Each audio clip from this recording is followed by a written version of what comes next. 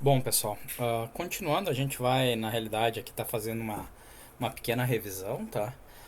Capacitores e indutores já é um conteúdo que vocês também deveriam ter visto na parte de eletricidade básica, mas apenas para fazer uma revisão e para a gente poder entrar nos circuitos RCRL e RLC, eu vou comentar algumas características aqui a título de lembrete, tá?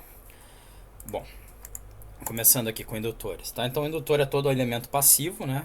Dizer que é um elemento passivo, de novo, significa dizer que ele não injeta energia no circuito, né? É um elemento passivo que, apesar de não injetar energia no circuito, ele é capaz de armazenar energia, né? Então, ele não cria energia do nada, nem poderia, né? Mas, ao contrário de um resistor, ele não faz a dissipação da energia, tá? Ele não transforma a energia elétrica, por exemplo, em energia térmica, tá? Ele simplesmente armazena em determinados momentos e devolve essa energia armazenada, tá, em outros momentos, sendo obviamente, em razão das limitações do componente, a gente está falando em quantidades finitas de energia. Tá?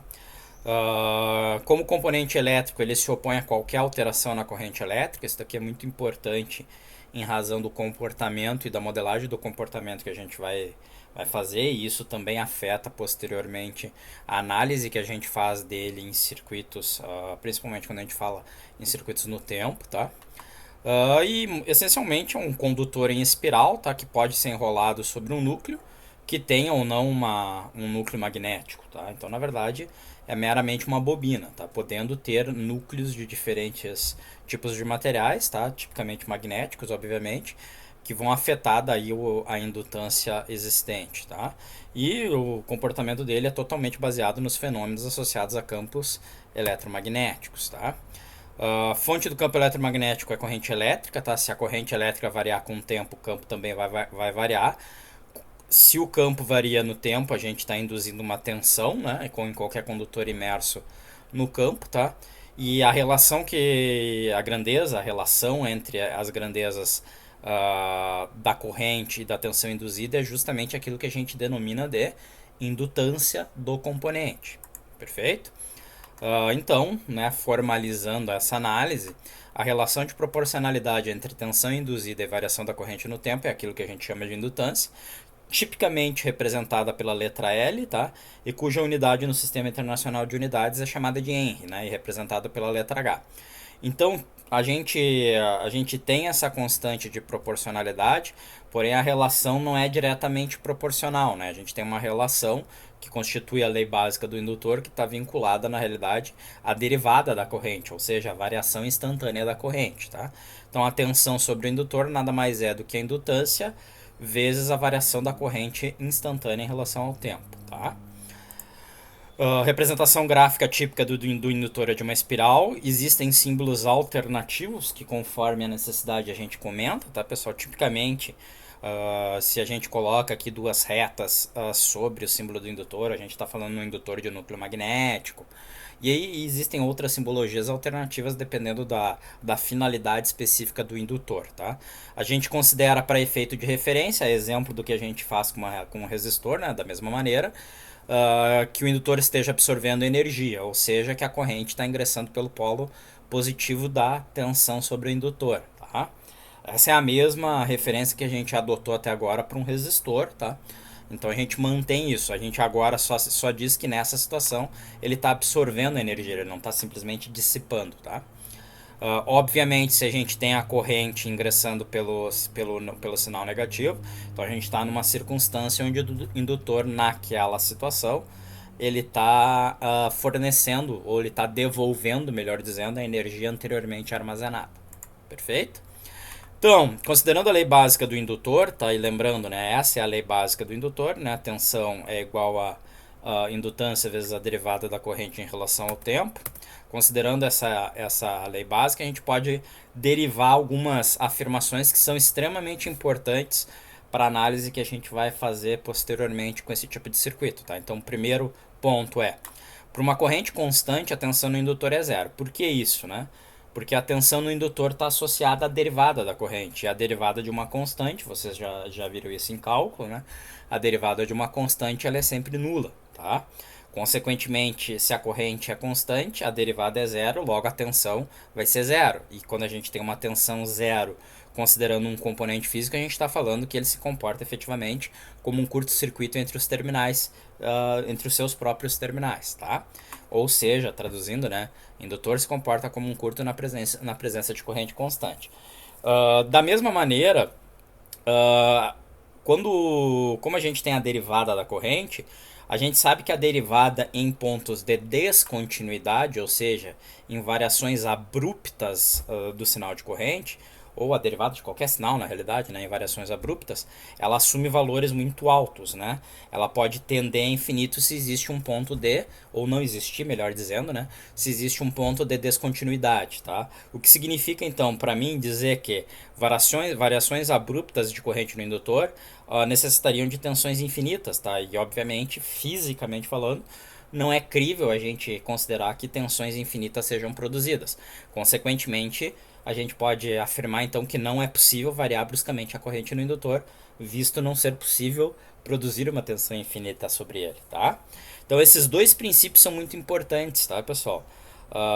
Corrente constante, indutor se comporta como curto, e corrente não pode variar bruscamente no indutor, tá? Então esses dois princípios vão ser muito usados depois no restante da análise dos circuitos.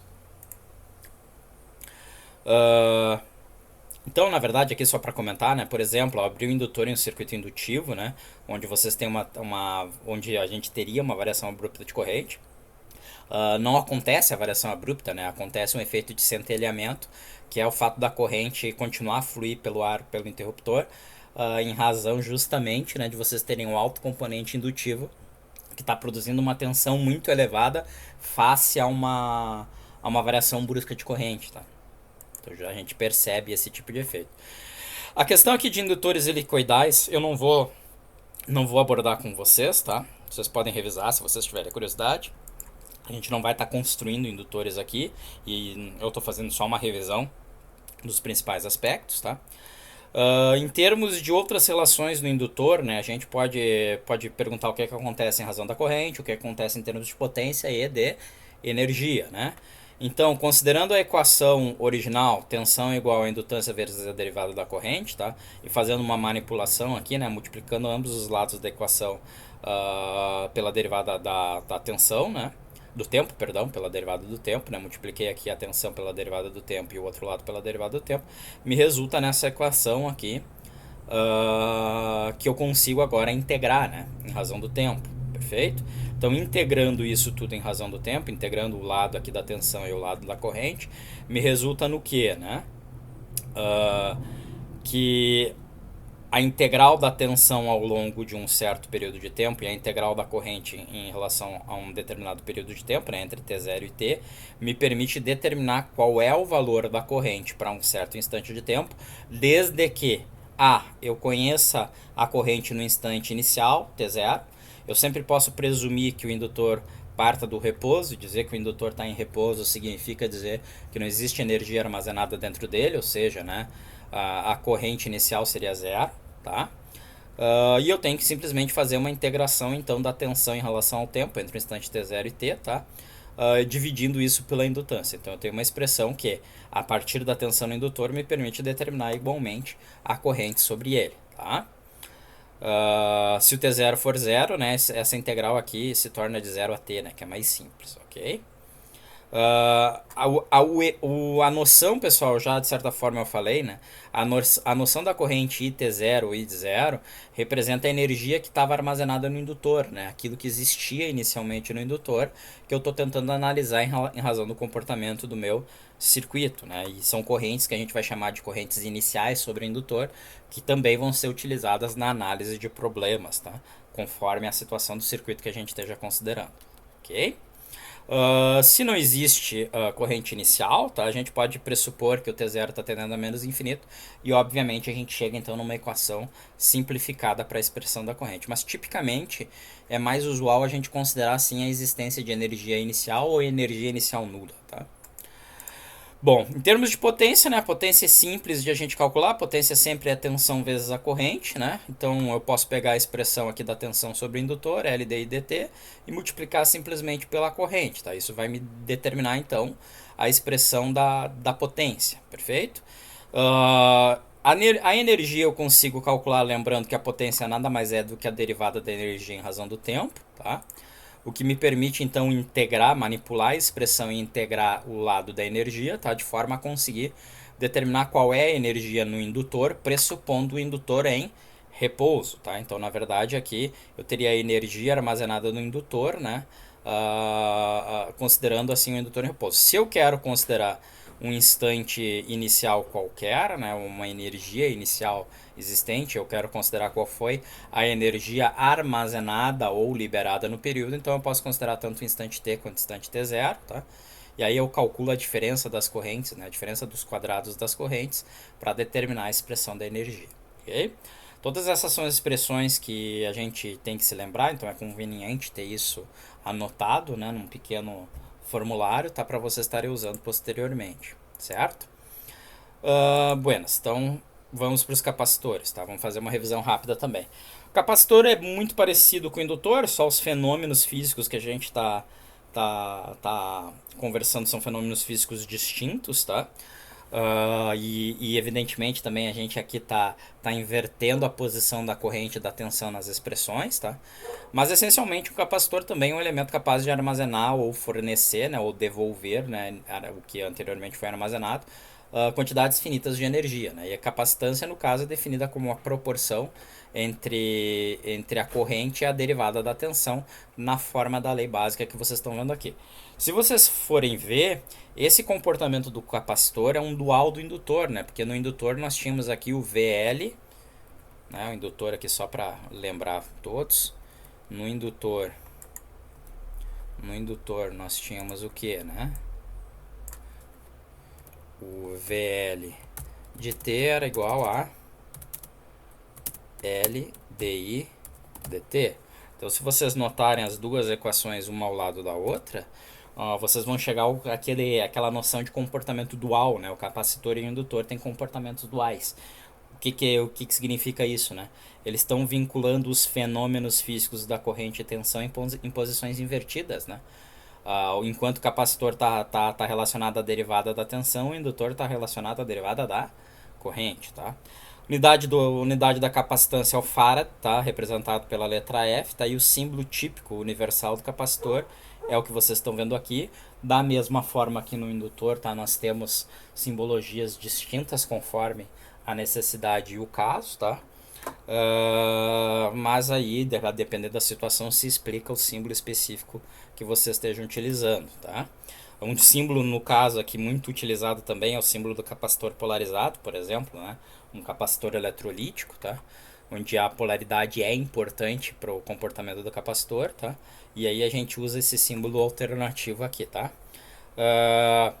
Óbvio que a equação, assim como todas as equações, né, que a gente viu até o momento, assim como a própria lei de Ohm, né, elas estão modelando matematicamente o comportamento de um comportamento de um componente físico idealizado. Tá? Dizer que o componente físico é idealizado significa que no mundo real ele vai ter diferenças sutis em relação àquele comportamento, mas que grosseiramente a gente consegue modelar por essas equações, tá? Fisicamente o capacitor nada mais é do que duas superfícies condutoras paralelas, tá? Que elas podem estar, digamos assim, do ponto de vista de construção geométrica, do ponto de vista de construção espacial delas, elas terem diferentes características, mas são duas placas paralelas em suma, tá? Que estão armazenando cargas, tá? Em razão de um dielétrico presente no meio delas, ok? Corrente identificada pela lei básica do capacitor é identificada como corrente de deslocamento, tá? Que é o deslocamento de cargas devido à alteração da tensão, tá? Sendo na prática indistinguível da corrente de condução, tá? Então, na verdade, não existe, a menos que o capacitor esteja torrado, esteja em curto, né? Não existe a condução física decorrente, tá? Mas existe o efeito perceptível de condução em razão do comportamento físico do capacitor, tá? Também para essa notação aqui que a gente adotou, a gente pressupõe o capacitor armazenando energia, tá? Se a corrente estiver ingressando pelo polo negativo, aí sim ele está devolvendo a energia anteriormente armazenada, tá? Da mesma forma que para o indutor, porém agora com os fenômenos físicos invertidos, a gente consegue afirmar em relação ao capacitor o quê? que para uma tensão constante, a corrente no capacitor vai ser zero. Por quê? De novo, pela lei básica, né? Nós temos aqui que a corrente no capacitor é igual a capacitância vezes a derivada da tensão. Se a tensão é constante, a derivada da constante é nula, consequentemente a corrente vai ser zero. Considerar que a corrente é nula no componente significa dizer que o componente está se comportando como um circuito aberto entre seus terminais. Ou seja, para uma condição de tensão constante, o capacitor se comporta como um circuito aberto, tá? Da mesma forma que no indutor, porém, de novo, com os fenômenos físicos invertidos, tá? Para que exista uma variação abrupta de tensão, eu tenho que ter uma corrente muito elevada. Na prática isso não ocorre, tá? Se fosse uma variação realmente, uma descontinuidade em termos de tensão, eu teria uma corrente tendendo a infinito. Então, na prática, não é possível variar bruscamente a tensão no capacitor. Da mesma forma que o comentário que eu havia feito em relação ao indutor, pessoal, essas duas conclusões relativas ao comportamento do capacitor vão ser vitais para a gente conseguir fazer a análise dele em circuitos CC, tá? Então a gente vai ter que considerar essas duas características a fim de estar modelando o comportamento desses circuitos, ok?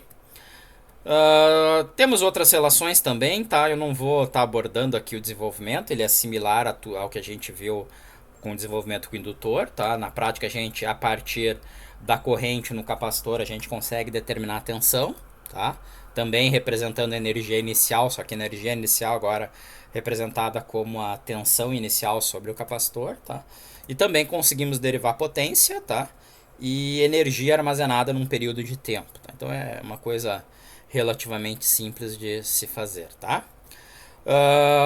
Pessoal, só para resumir aqui, tá? Em termos de associação, eventualmente a gente tenha que determinar alguma associação de indutores e capacitores, tá? Muito embora isso vá ser mais típico em circuitos com impedâncias, mas vamos lá. Se eu tiver indutores em série, tá? Eu consigo determinar um indutor equivalente entre os terminais extremos A e B, né? Que vai ser simplesmente a soma das indutâncias individuais, tá? Então aqui vocês encontram a prova, né, que é o que eu fiz a demonstração do porquê que a gente consegue então determinar o indutor equivalente simplesmente pela soma das indutâncias, tá? Se a gente tiver associação séria de capacitores, por sua vez, tá, eu também consigo determinar uma capacitância equivalente entre os terminais A e B extremos, tá? Simplesmente, né, gente, usando a expressão que a gente usaria tipicamente para uma associação paralela no caso de resistores, né? Então vocês estão vendo aqui o desenvolvimento da expressão, mas na prática eu consigo então determinar que a capacitância equivalente nada mais é do que o inverso da soma dos inversos de cada uma das capacitâncias, tá? Associação paralela vai ser o inverso, né, gente? Eu consigo determinar um indutor equivalente, só que o indutor equivalente vai ser dado, no caso da associação paralela, pelo inverso da soma dos inversos das indutâncias individuais, tá? E o capacitor equivalente, por sua vez, vai ser dado simplesmente pela soma das capacitâncias quando a gente está considerando uma associação paralela, ok? Então aí, pessoal, foi só uma revisão rápida, tá? Aqui, se vocês tiverem curiosidade, vocês podem aqui resolver esses dois exercícios aí, esses três, na verdade, exercícios, 4, que eu deixei aí para vocês, tá? Então vocês têm aí uma breve revisão sobre capacitores e indutores que nos permite então agora partir para os circuitos RC e RL inicialmente.